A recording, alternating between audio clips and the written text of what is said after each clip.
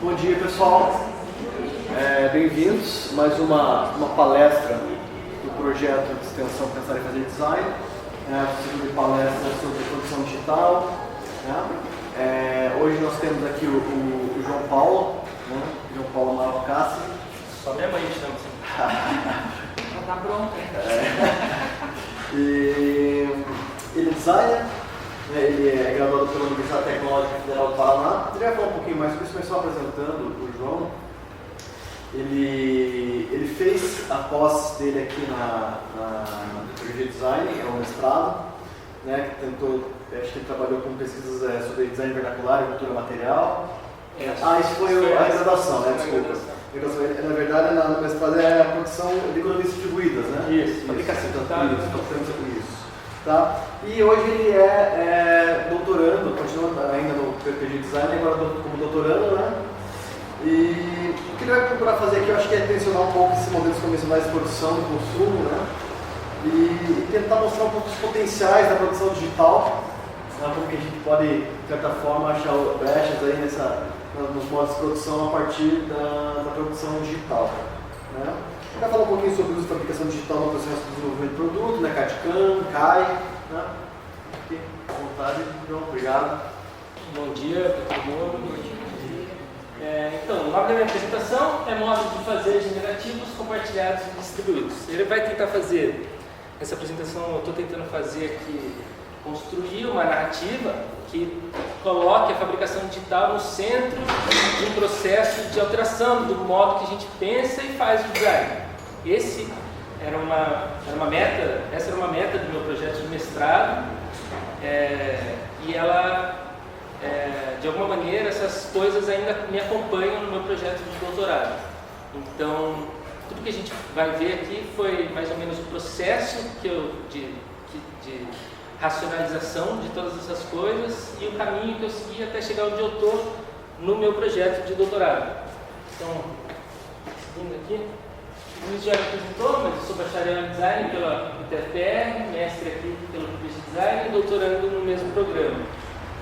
Os meus tópicos de interesse são fabricação digital, produção entre pares, economias distribuídas, do it yourself, faça você mesmo, e o design centrado no usuário. Todas essas coisas aqui vocês vão ver, esses elementos, na minha apresentação de alguma maneira.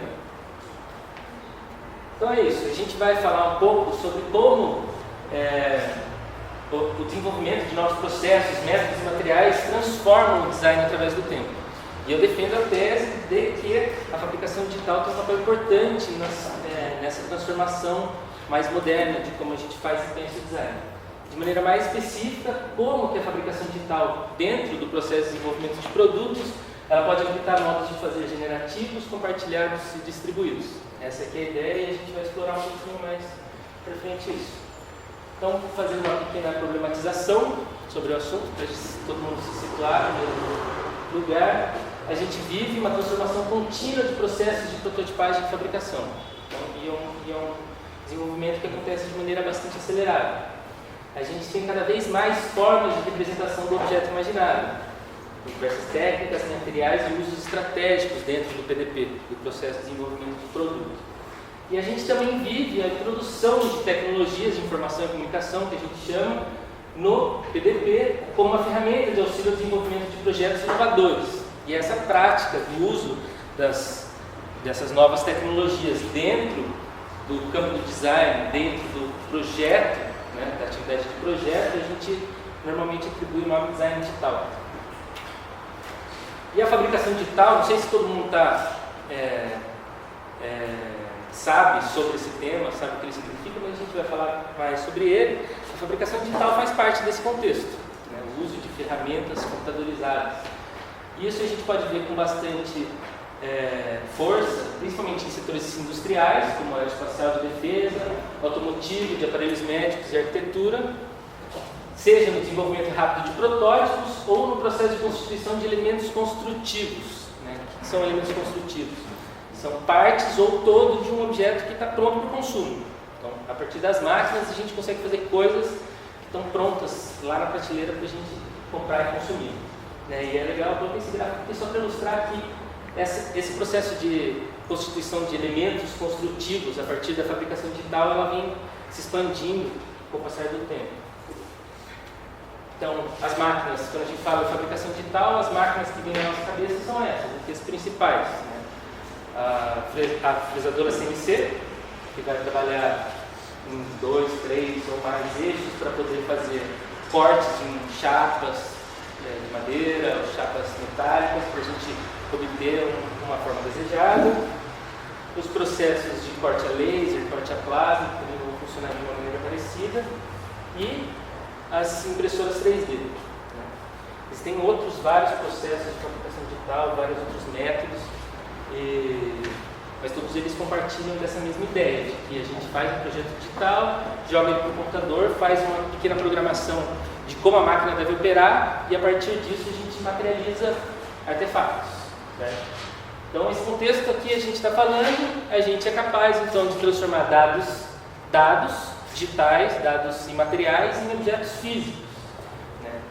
E a gente pode dizer que vários benefícios podem ser listados a partir dessa ideia e várias outras coisas que não são tão boas, que a gente pode citar um pouquinho mais para frente também. Mas entre as coisas positivas, a gente pode falar que isso vai envolver uma ampliação da comunicação entre fabricantes, fornecedores e usuários.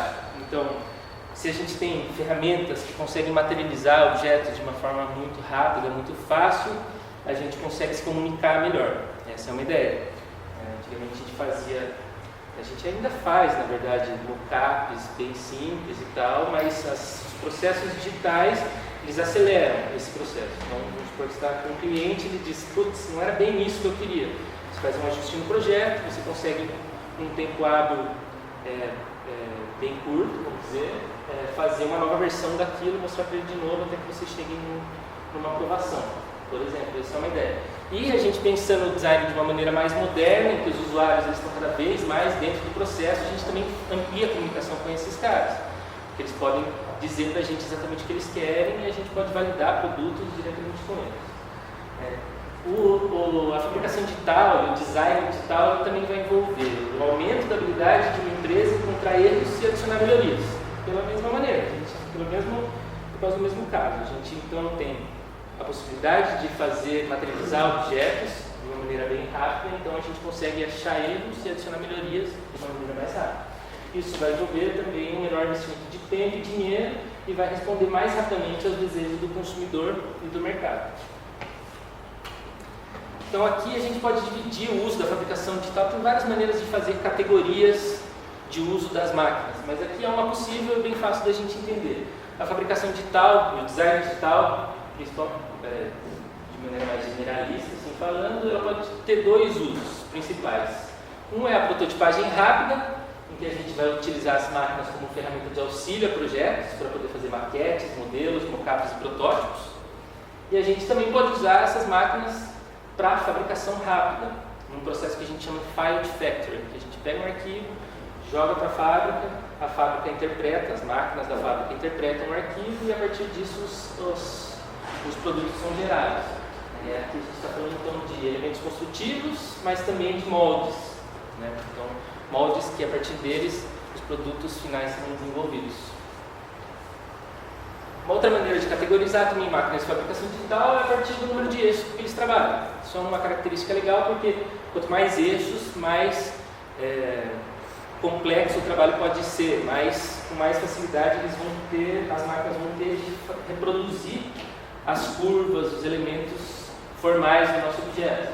Então a gente tem aqui 2 eixos, mas tem máquinas de 3 eixos, mas tem máquinas de 2, vai até 6, mas tem máquinas com mais. Né? E quanto mais eixos, maior é a complexidade do uso da máquina, mais a máquina custa caro. A gente tem aqueles braços robóticos, não sei se vocês conhecem, aquele KUKA, por exemplo. Ele é uma máquina de fabricação digital que trabalha com vários eixos, se não me engano, mais de 6 eixos. Mas aqui essa imagem ajuda a ilustrar. E quanto mais eixos a máquina pode se movimentar, mais eu consigo alcançar pontos da geometria de um projeto e fazer ele cada vez mais, de forma mais completa. Então, a fabricação digital no PDP, no processo de desenvolvimento de produtos, ela é utilizada tradicionalmente, desde a década de 80, na verdade, não é uma coisa nova tudo isso, mas há um avanço rápido agora acontecendo com relação ao uso dessas máquinas. Então elas são usadas tradicionalmente na confecção de protótipos por meio de processos de manufatura aditiva, subtrativa e formativa. Então essas são outras categorias de máquinas de fabricação digital.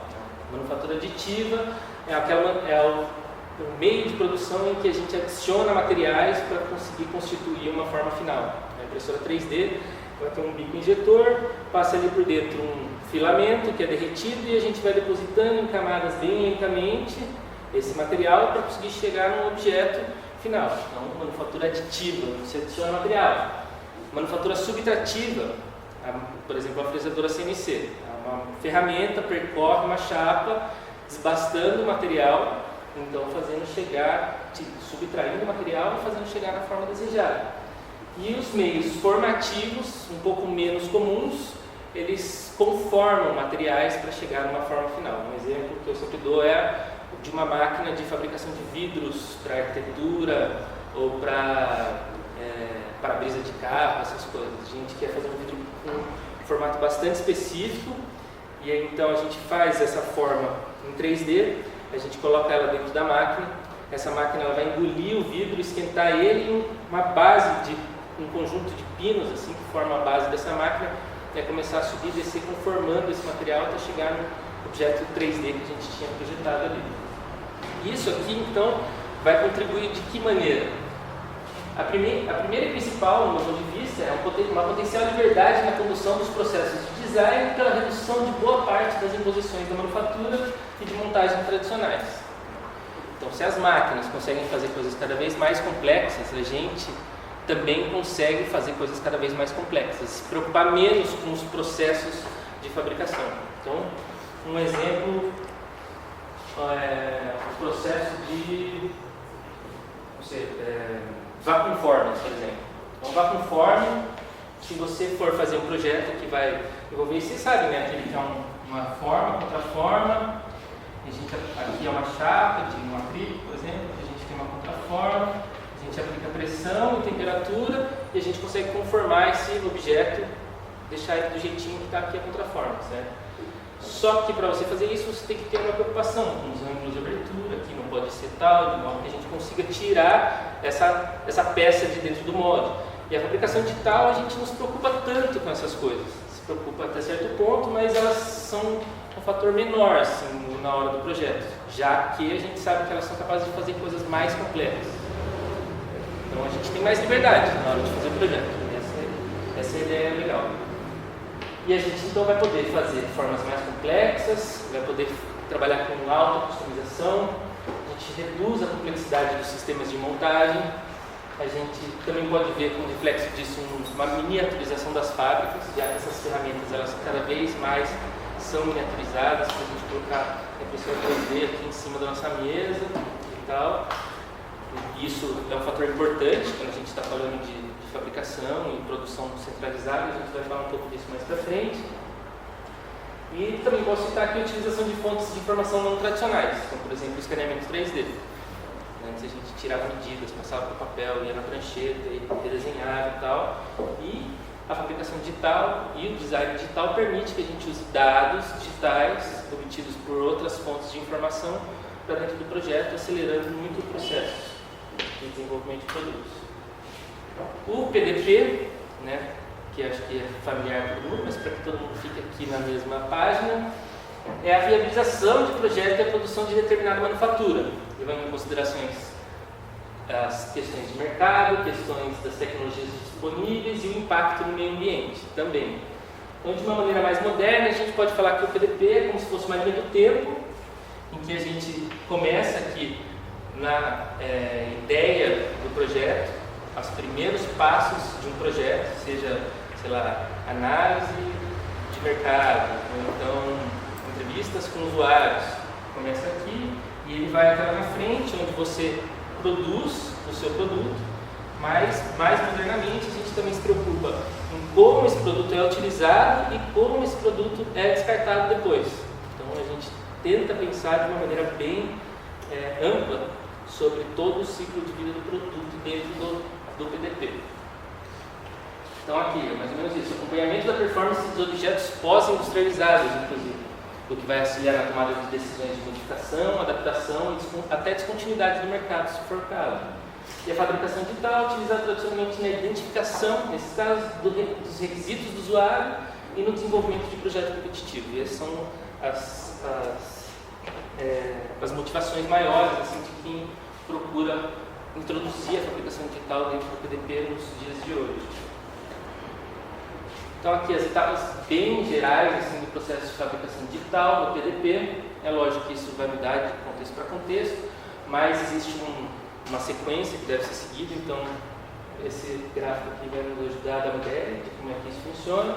Primeiro a gente tem uma modelagem em programas do tipo CAD e a geração de arquivo de um arquivo, normalmente um STL, pode ser o caso. A gente vai lá, programa CAD, faz o desenho do nosso projeto 3D.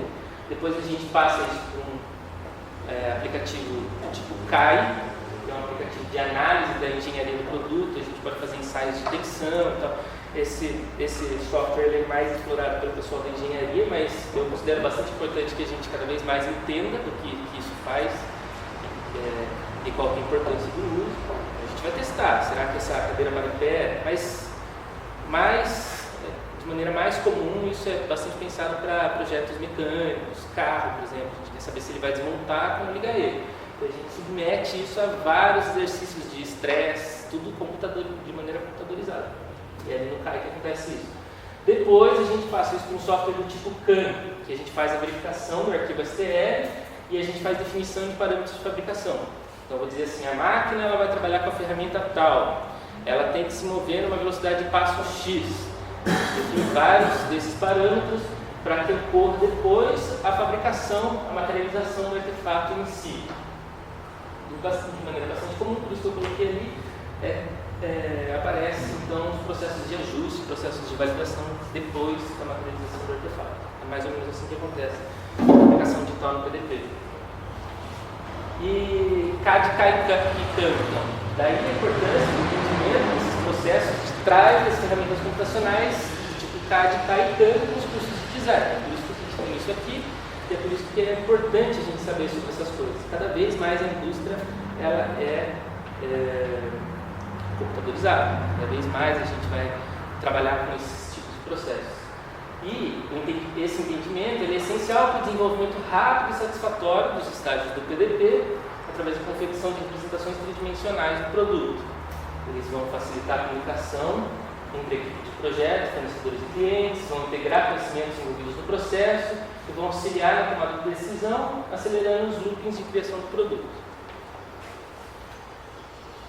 A fabricação digital, nesse contexto, ela tem impulsionado de maneira bem grande, bem visível, o rápido desenvolvimento desses tipos de software. Novas atualizações pretendem diminuir a complexidade de uso e permitir que mais e mais pessoas possam acessá-los. Então, existem hoje alguns tipos de software, CAD principalmente, que funcionam como se fosse um Lego. Assim, você monta quadradinhos, como se fosse um Minecraft. Assim, você monta quadradinhos assim, de um, do outro, e vai constituindo o seu produto de um jeito bem mais fácil, bem mais simples do que eram aquelas telas de CAD que a gente já viu há muito tempo, o pessoal projetista trabalhando, uma coisa altamente especializada. Cada vez mais a gente diminui a complexidade desses tipos de software. E é importante dizer também que as fronteiras entre esses softwares têm diminuído bastante. Cada vez mais eles já suportam uma ou mais atividades, CAD, CAI e CAM, no mesmo lugar. Então, no caso dos softwares CAD, eu vou entrar um pouquinho nesse aspecto, porque o meu projeto de doutorado ele vai trabalhar com o uso específico dos softwares do tipo CAD, que eu vou falar um pouquinho mais daqui a pouco para vocês. Os softwares do tipo CAD, então significa CAD é um acrônimo para a palavra Computer Aided Design, que é um nome genérico para sistemas computacionais que auxiliam o desenho técnico. Esses softwares eles estão aptos para realizar montagens bidimensionais e tridimensionais, em geral sólidos, superfícies, objetos com volume, massa e centro de gravidade. É usado em muitas indústrias, por profissionais de várias áreas e vai permitir que empresas explorem ideias antes de qualquer processo de materialização de artefatos. Entre os usos estratégicos do CAD para o PDP, a gente tem que coletar e analisar informações, estabelecer requisitos e conceitos do projeto, transferir modelos mentais, visualizar, analisar e registrar suas ideias, diminuir o esforço cognitivo, agilizando a escolha da alternativa viável e minimizar erros e prejuízos, detalhando mecanismos, formas, texturas, encaixes, ergonomia e por aí vai. Então, exemplo de software do tipo CAD. Nós temos, por exemplo, o AutoCAD, que a gente conhece, o SolidWorks, que vai permitir que a gente consiga fazer simulação de alguns tipos de movimentos e tal, é bem legal para isso. Outro software bastante utilizado é o Rhino. E eu trouxe esse daí não por um acaso, no final a gente vai falar que o Rhino ele é utilizado bastante para um negócio que a gente chama dentro do software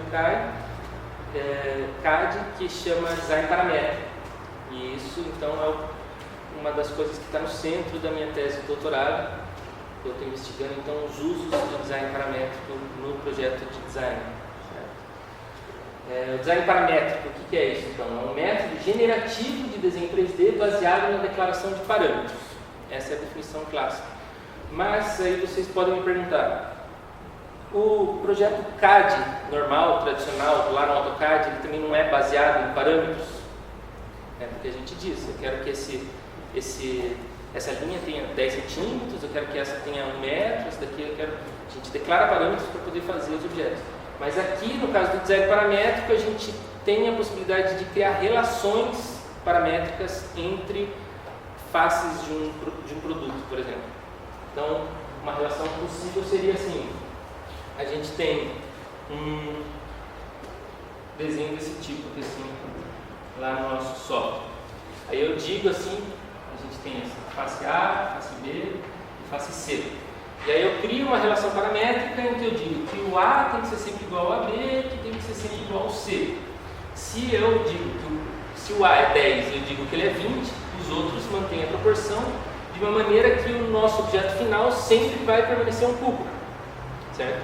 Então essa é a capacidade do design paramétrico, criar relações entre as diversas geometrias de um desenho digital. Isso vai permitir, então, rápido desenvolvimento, adaptação e avaliação de alternativas de configuração geométrica espacial para novos produtos. Então, quando a gente está falando de geometrias muito complexas, vamos supor assim, um produto que tem formas muito orgânicas, como que a gente chega naquelas formas muito orgânicas de maneira digital? Porque a gente pode pensar, a gente pode fazer um molde a partir de um projeto quase artesanal, ali fazendo trabalhando as curvas e tal, bem no feeling do design, mas se a gente fosse fazer isso digitalmente, ia ser um problema, porque a gente tem dificuldade de fazer no computador todas as curvas que a gente deseja, da maneira que a gente deseja, em projetos muito complexos. Então, tem alguns exemplos de prédios muito... na arquitetura, acho que o uso do design paramétrico está muito ligado aos processos de arquitetura. Assim. Então, tem bastante gente que usa isso para fazer aqueles prédios muito complexos, com telhados muito diferentes, assim, e tal. E isso é bastante possível através desse tipo de abordagem de design digital. Aqui a gente então está falando de uma criação facilitada de componentes customizados e adaptativos quando usado em conjunto com a fabricação digital. Então os softwares eles crescem em complexidade na medida que a gente consegue fabricar coisas em complexidade. Por isso que eu digo que a fabricação digital, os avanços das tecnologias de fabricação digital têm um papel importante na maneira como a gente projeta, e no caso do design paramétrico isso também não é diferente. E por último, coloquei aqui, a gente tem um controle mais racional sobre formas complexas. A gente entende como que a gente chegou àquela forma através de modelos matemáticos, ou a gente consegue colocar scripts de programação e tal dentro de um programa de computador para poder manipular a forma. Então, o Rhino, que eu falei por último, um exemplo de software CAD, a gente pode instalar sobre ele um plugin que se chama Grasshopper, que é apresentado para aquela tela da direita. A gente começa a trabalhar então com duas telas diferentes e a gente consegue criar relações entre a geometria do produto. Essas linhas significam as relações e aqui significam condições, onde estão as nossas fórmulas, onde estão essas coisas que eu coloquei, A igual a B igual a C, de modo que quando a gente mexe em um parâmetro, isso vai causar um impacto em tudo que está ligado a ele. E a gente consegue fazer um projeto de uma coisa bastante complexa, igual esse banco. E a gente pode pensar, então, em usar isso a nosso benefício. Claro, vamos supor que tem uma parede aqui atrás desse banco com essa forma. Eu mantenho as proporções dessa geometria do banco por detrás fixas e manipulo-as da frente. E começo a fazer brincadeiras, várias alternativas de produto, até que eu chegue naquela forma que eu digo, nossa, é legal, é isso que eu precisava. Essa imagem aqui eu trouxe só por uma curiosidade, ela é bastante citada assim, pelos autores que escrevem sobre o tema como uma forma ancestral de uso do design paramétrico. Isso daqui é um modelo de uma catedral que foi feita pelo arquiteto Gaudí, que é espanhol, catalão, na verdade, e ele projetava as catedrais dele dessa maneira. Então, ele usava uns preguinhos no teto, alguns barbantes, e pesos e contrapesos, e todas essas coisas representam parâmetros, certo? Pesos diferentes, tamanhos diferentes de cordinha, para poder fazer esse desenho que é nada mais é que a catedral de ponta cabeça, ali dentro. Aqui, se tiver um arquiteto... Oi? Não tenho certeza se mas ele fez mais de um projeto. Ele fez mais de um projeto usando isso. E aí, se tiver algum arquiteto aqui, pode me ajudar a explicar melhor, mas sabe-se que o arco formado por esse experimento que ele faz, assim, esse protótipo, vamos dizer, eles formam uma curva bastante especial. Eu acho que, se não me engano, o nome é curva catenária, eu acho, uma coisa assim. E eles sabem que se você chegar nessa curva dessa maneira, quando você colocar ela de pé, ela vai se formar uma estrutura que se sustenta.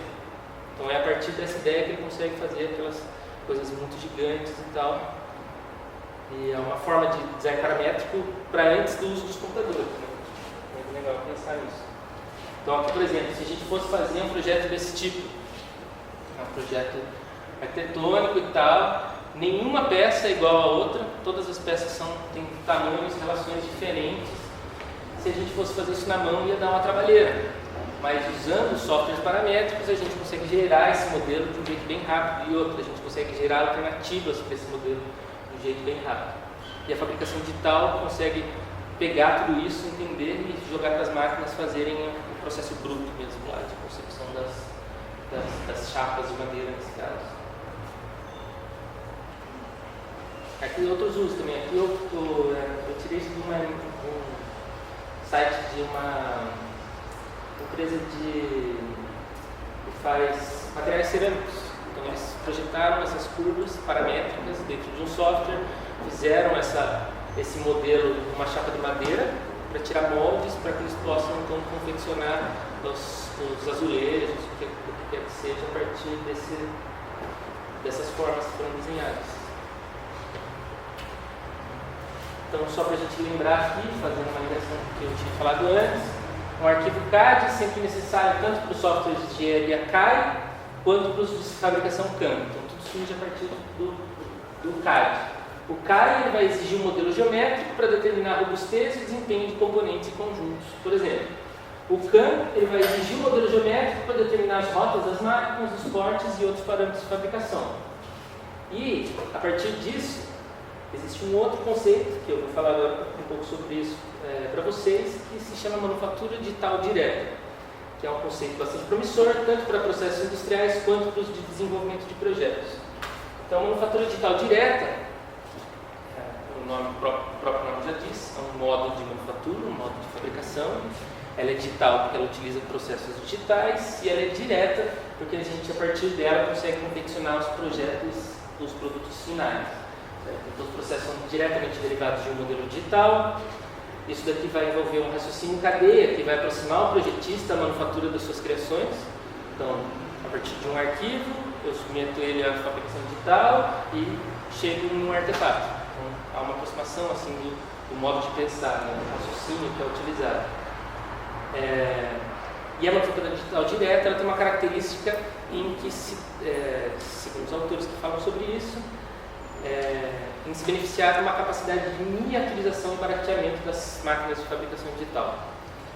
Então, a partir disso, a manufatura digital direta, ela vai permitir que a gente produza, fabrique e projete, então produção e design em outros lugares do que das plantas industriais, fazendo então que a gente tenha um tipo de produção local mais próximo ao consumidor final. E a partir disso tem vários benefícios que a gente pode listar também. Então, no caso de uma produção distribuída, a produção distribuída ela vai envolver um sistema de produção em pequena escala normalmente, então pequenas unidades, indivíduos, pequenos negócios ou uma comunidade local, sempre organizadas em rede, em produtores de bens e serviços. Então a gente tem pequenas unidades de produção. A minha casa, por exemplo, se tiver uma impressora 3D e eu consigo fabricar coisas a partir dali e vender, eu tenho uma pequena unidade de produção. É assim que eles entendem o que é a produção distribuída. Isso vai envolver uma criação de valor em pontos na geografia através de um sistema de produção que utiliza informação em rede e recursos locais. Então, a gente meio que, por trás dessa ideia, está o conceito de que a gente deveria, por exemplo, não abolir, mas trabalhar com outros modelos, senão daquele de fabricação loteada em um lugar só. Por exemplo, a SIC aqui em Curitiba reúne várias fábricas em um mesmo local, certo? E a ideia da manufatura digital direta e da produção distribuída é que a gente pode colocar isso em vários lugares da geografia, fazendo com que a gente produza coisas locais, tenha mais contato com as pessoas que vão consumir isso, estão fazendo produtos cada vez mais específicos para as necessidades das pessoas.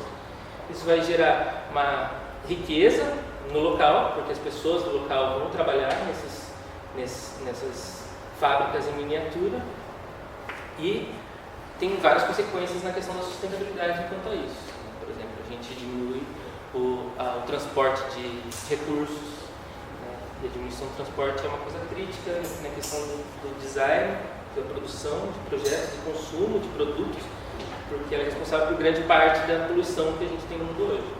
Hoje a gente acha muito comum comprar um negócio no AliExpress, que é fabricado lá na China, e ele é enviado para mim até aqui. Então, qual é o custo energético, o custo ambiental, para que essas coisas aconteçam? E essa ideia da produção distribuída vai um pouco contra isso. Ela também vai envolver uma flexibilidade, agilidade e uma melhor interação do consumidor na produção. A gente consegue perceber oportunidades para a produção e consumo socialmente mais benéficos e responsáveis, que é mais ou menos isso que eu estava falando para vocês. Então, aqui uma imagem para ilustrar mais ou menos o que eu estava falando aqui, até esqueci de ter colocado. Então, um modelo centralizado de produção, em que nós temos uma fábrica que abastece locais distantes a ela, e aqui o modelo de produção distribuída, em que nós temos pequenas unidades de fabricação. E o design distribuído, como que pode acontecer isso? Porque a gente pode produzir coisas em lugares diferentes, mas eu estou dizendo também que a gente pode projetar em lugares diferentes. Então, o design distribuído ele é definido pela participação de diferentes atores na concepção de artefatos, através de estratégias de inovação aberta, como o open source, por exemplo. Ele vai viabilizar pequenas unidades de design, que pode ser, por exemplo, uma pessoa ou um computador, onde indivíduos, pequenos e médios negócios ou comunidades locais vão se conectar.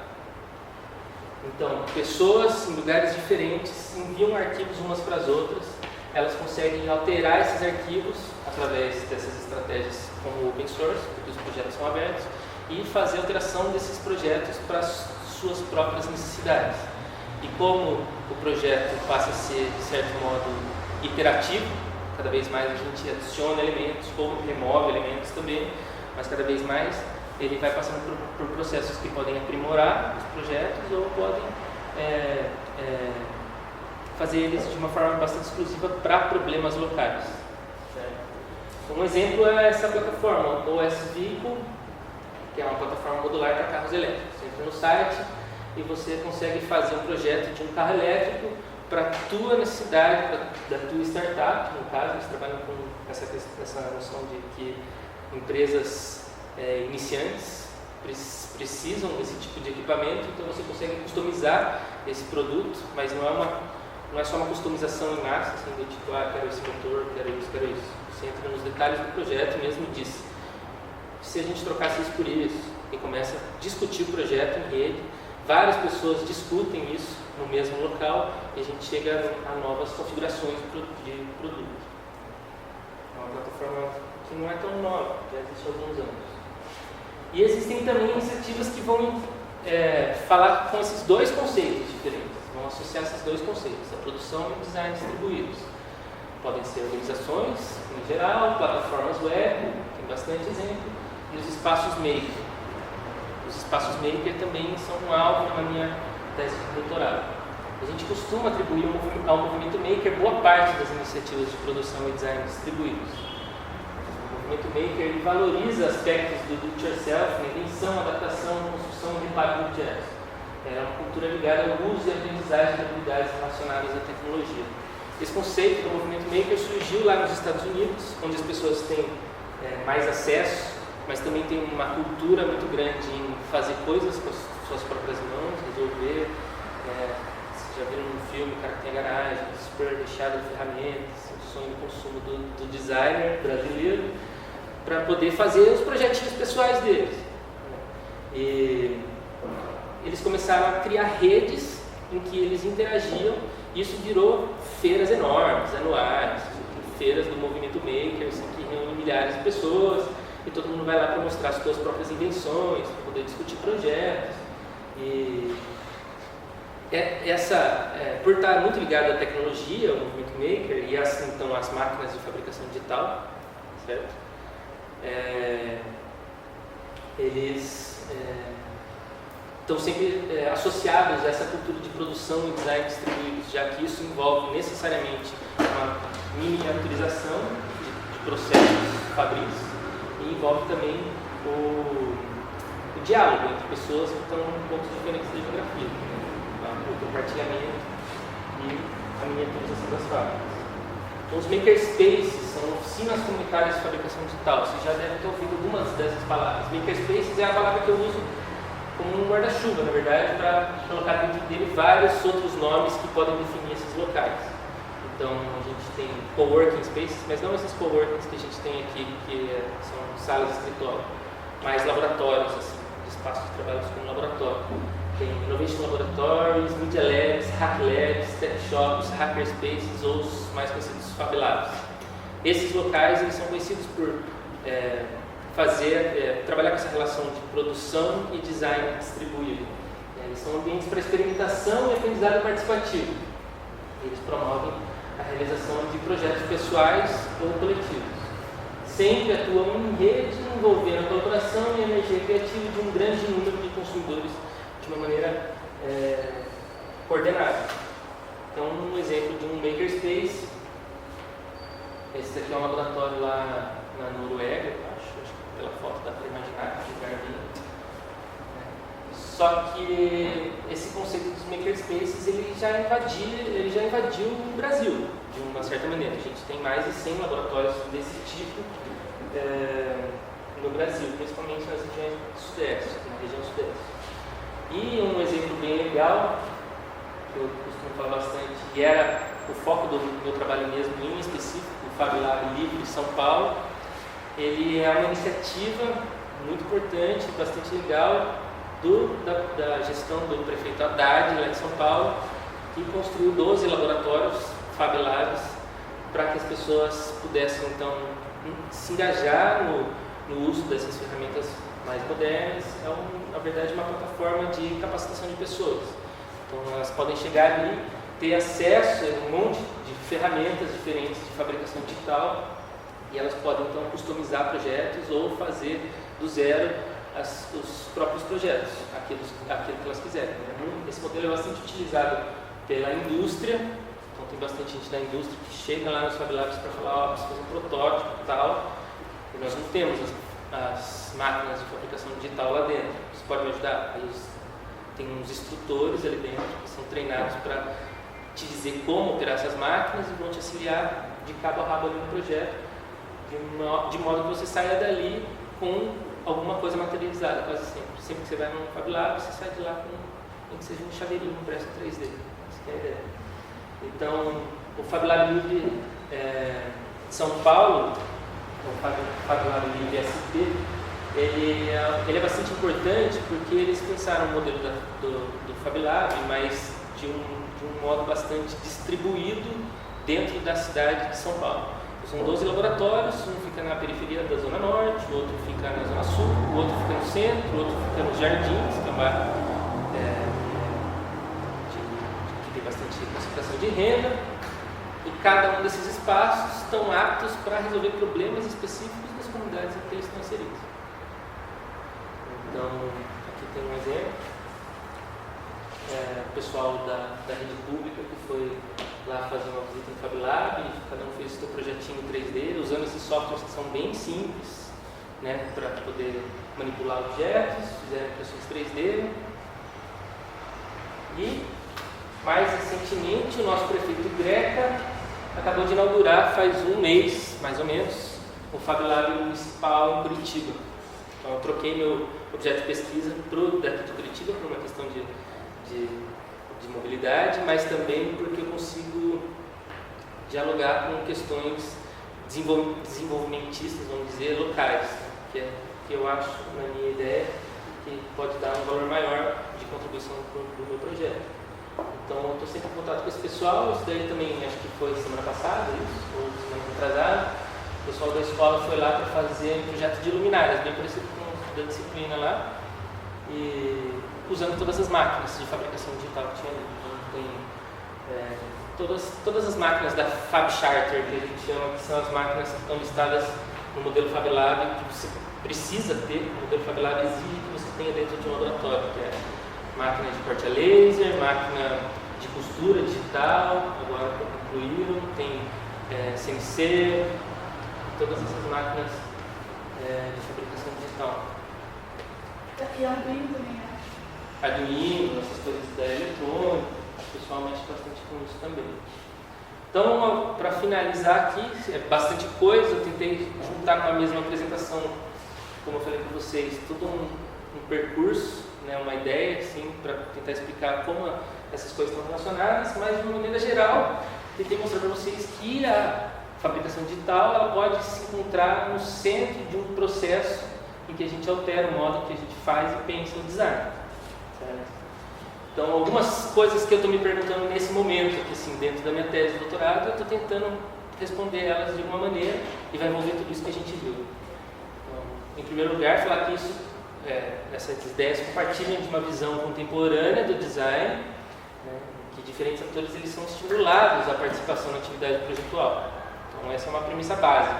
Cada vez mais, se a gente conseguir colocar os usuários no centro do processo de desenvolvimento de produtos, mais legal os projetos vão ser.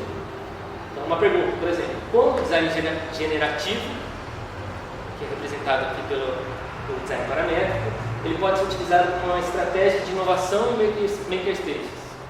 Será que isso é possível? Será que eu consigo colocar o design paramétrico, que ainda não tem um modelo bastante simplificado, como os modelos CAD dentro dos makerspaces, será que isso pode produzir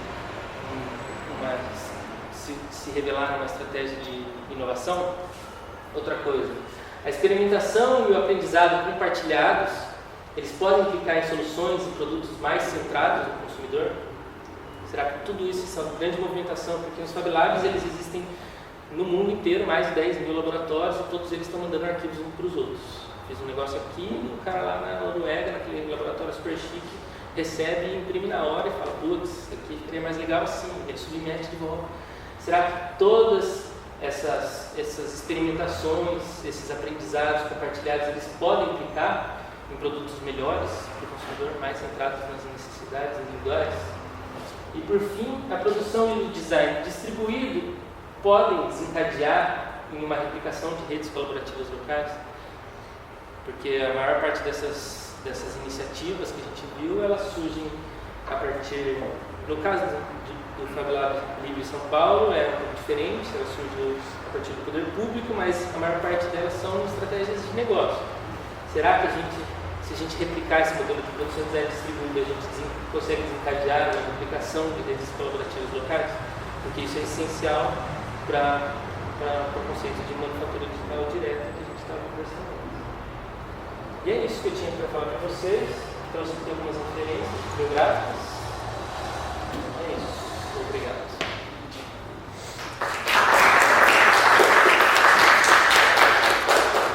Então, gente, a gente vai abrir para perguntas, apesar de a gente ter um pouquinho de tempo. E aí, se alguém quiser fazer alguma pergunta. Tem um monte.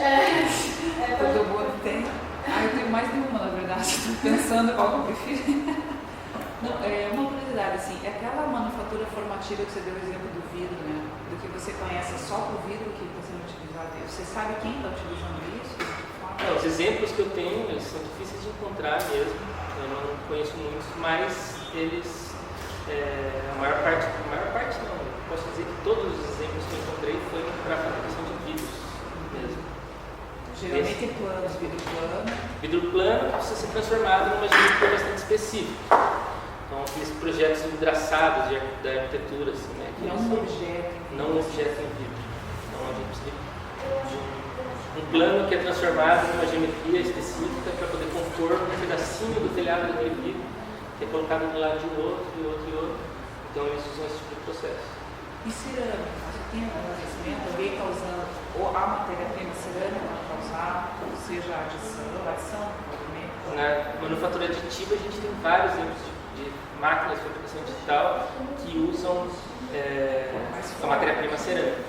Então, de uma maneira bastante semelhante da fabricação digital com o PLA, com o ABS, que são os materiais plásticos que a gente vê mais comuns, eles conseguem injetar uma matéria que ela é composta por várias outras coisas, porque ela precisa ter uma certa consistência, uma certa propriedade para poder ficar de pezinha ali.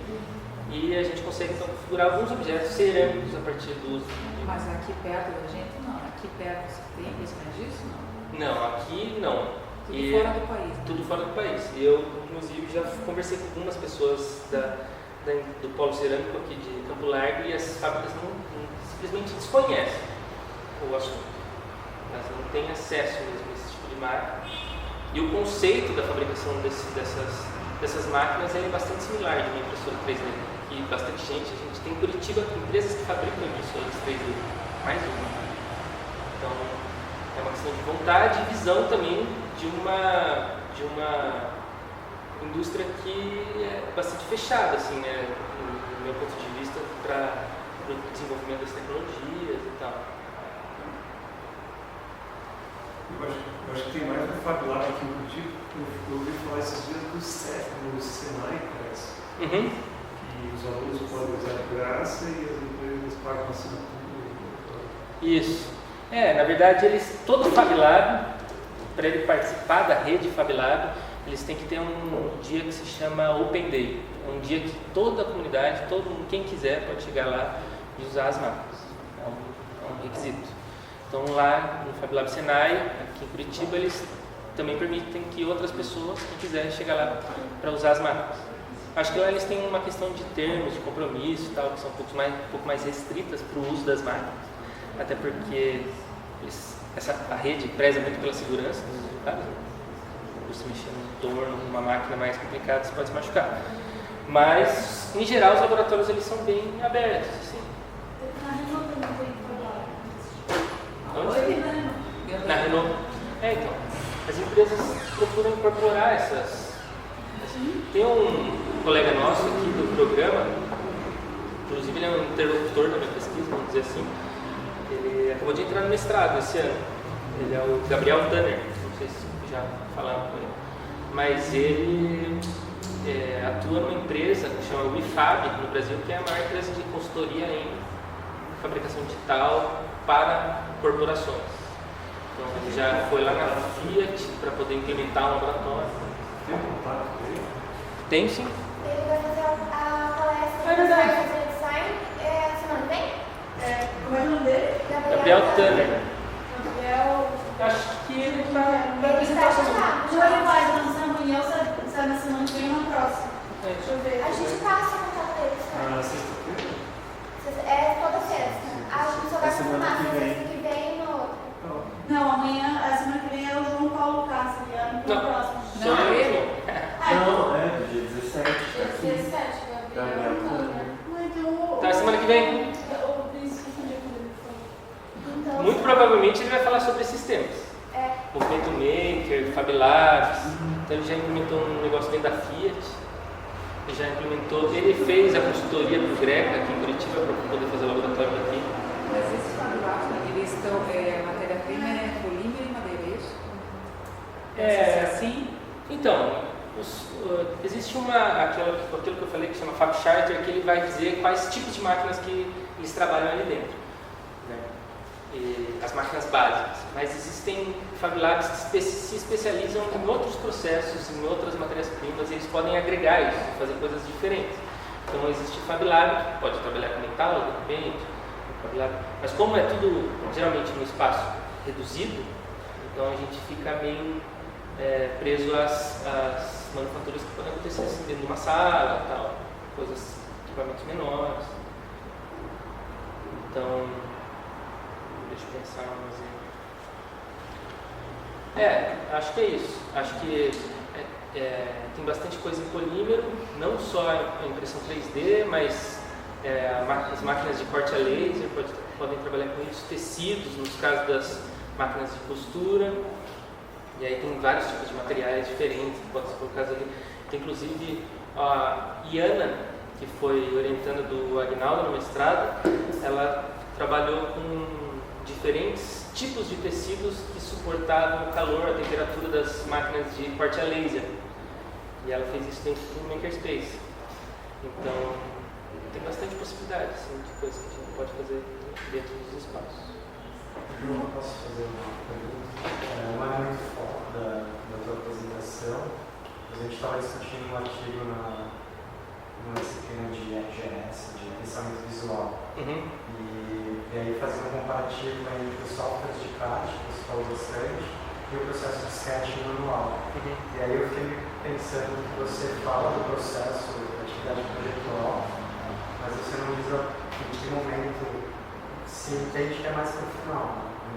O uso das ferramentas computadorizadas. Aí você acha que nesses Fab Labs o pessoal já está começando o processo de criação e ação direto nos CADs, ou ainda continua no sketch, nas fases mais tradicionais? Eu acho que com a diminuição da complexidade dos softwares, a tendência é que a gente vá direto para o computador. Mas eu também entendo que existe um processo criativo, principalmente das pessoas que já projetam, que está muito relacionado ao desenho no papel. Então eu acho. Eu acredito que uma coisa não pode substituir a outra por uma questão paradigmática. Agora nós temos isso, nós não tem mais que usar o papel. Mas de fato, os softwares nos ajudam muito no processo. Agora a maneira como você vai constituir, eu acho que ela deve ficar na mão do projetista. Mas eu também concordo que não existe mais quase pessoas que usam aquelas pranchetas enormes e tal. Então há uma tendência de que a gente parte para o digital sempre. Desde a primeira etapa de ideação, o pessoal já está caindo direto no CAD. Sim. Só que eu posso até a tese da Cris Og, né?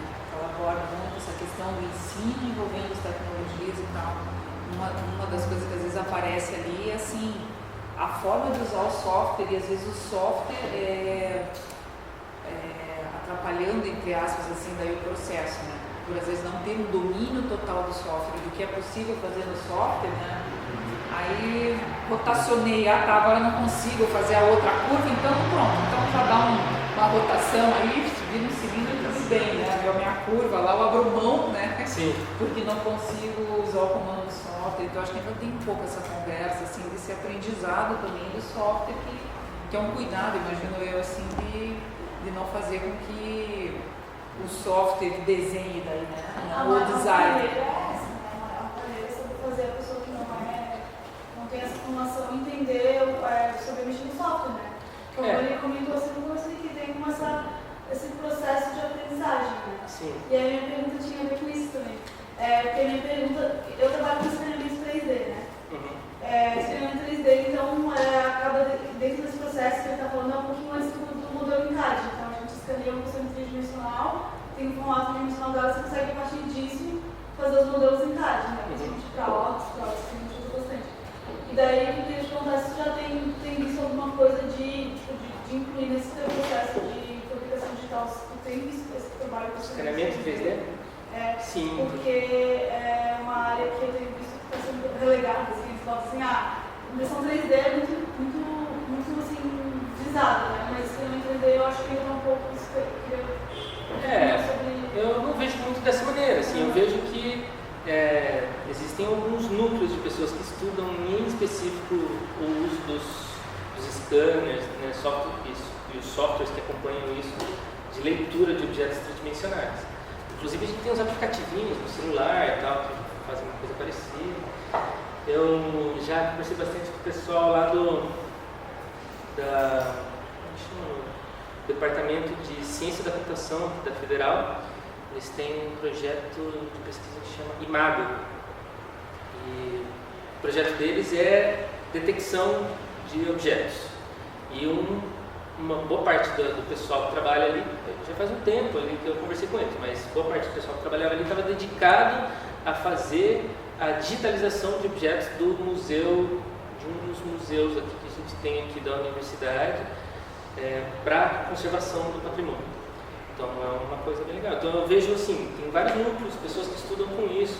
Eu já vi no Fab Lab, no scanner 3D e tal, mas de fato a impressão 3D é um supra-sumo. Todo mundo quer chegar lá para sair com um chaveirinho, para fazer alguma coisa, né? Porque é impressionante ver como que o negócio se transforma aí na sua frente.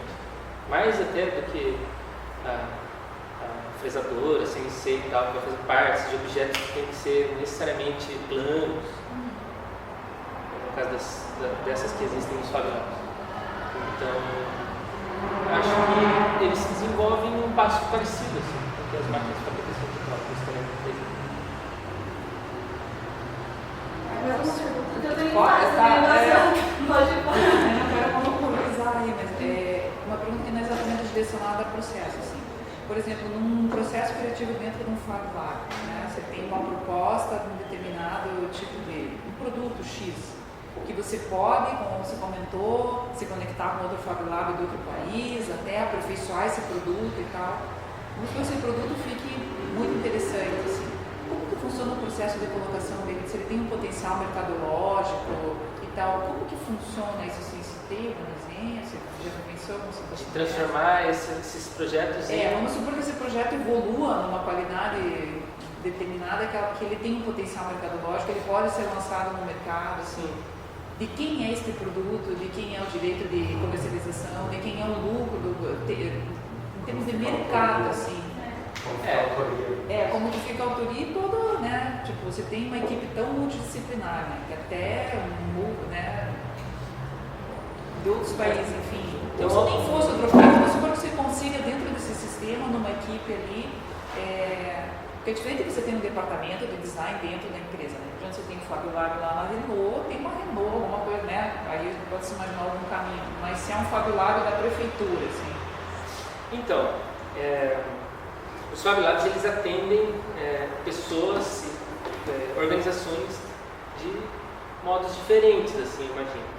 Mas, a princípio, tem um autor, que eu vou começar falando sobre isso, na verdade, tem um autor que é o Benkler, né? Ele escreve exatamente sobre esse assunto, sobre, e aí, o que vai acontecer agora? Que a gente tem o Benkler, ele vai falar assim, agora tem um scanner 3D, e a gente consegue escanear esse tênis da Nike aqui assim, e a gente consegue dar um play numa máquina e fazer um igualzinho.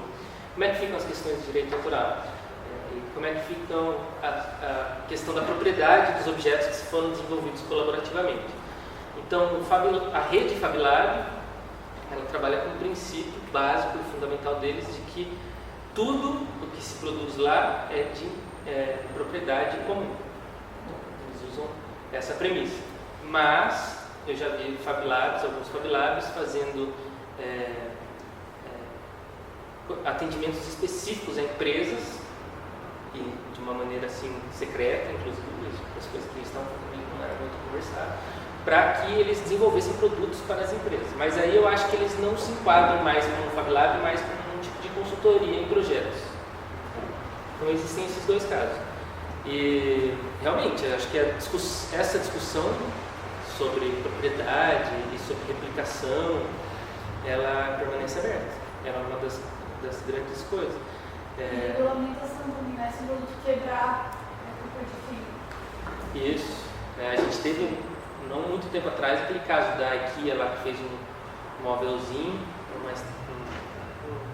armarinho assim, com 3 gavetas, que ele tinha um ponto de apoio que se abrisse a primeira gaveta por inteiro, ele tombava. E aí não sei quantas crianças tinham morrido porque puxava e o negócio caía em cima. E foi, acho que, o maior recall de produtos moveleiros da história. Eles tiveram que pegar tudo e jogar de volta. Então recaiu sobre a IKEA a culpa, né, do projeto. Tem Mas alguém, se eu fizer pegar um projeto lá na internet, de um Fab Lab, e ele matou alguém, sei lá. Tem também uma discussão sobre fabricação de armas, né? Que é muito louco, porque tipo, quando as coisas estão mais à mão, a gente consegue fabricar aquilo que a gente está desejando. Tem gente que deseja fazer armas. Então, os Fab Labs, né, na carta regimental, diz algo sobre coisas letais, não pode ser fabricado, mas essas coisas fogem do controle.